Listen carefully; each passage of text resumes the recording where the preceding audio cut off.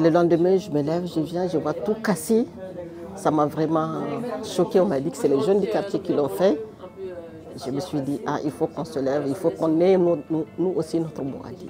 On est fatigué, arrêtez les casses, on est fatigué.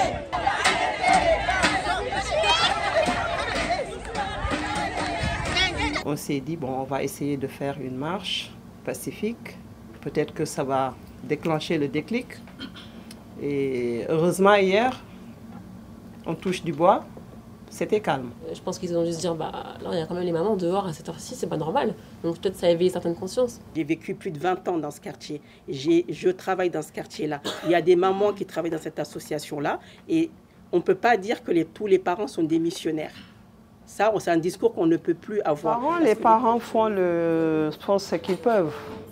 Mais le problème en est que de nos jours, les enfants sont très très têtus. Surtout la dernière génération, là, la génération 13, 14, 15 ans, n'écoute pas. On leur parle, ils écoutent, mais ils ne nous entendent pas. Quand même, on ne va pas baisser les bras, on ne va pas lâcher, on va continuer. On leur explique pourquoi on est dehors. On leur explique notre désarroi. Je leur ai dit, on sort juste pas pour les embêter, mais pour savoir à quel point on tient pour eux.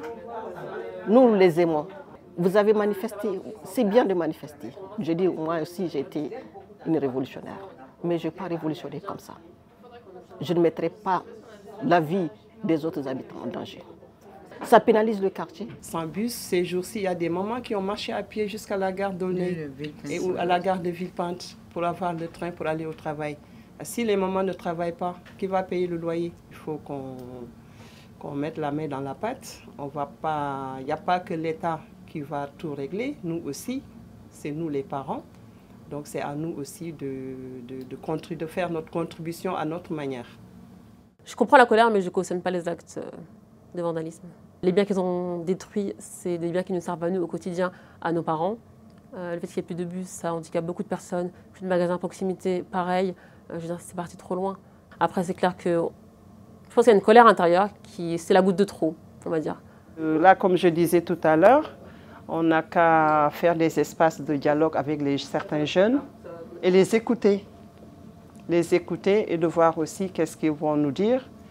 Et puis, par la suite, de voir si le maire pourrait venir aussi écouter les jeunes de la cité. Peut-être qu'ils ont un message à passer, pourquoi pas.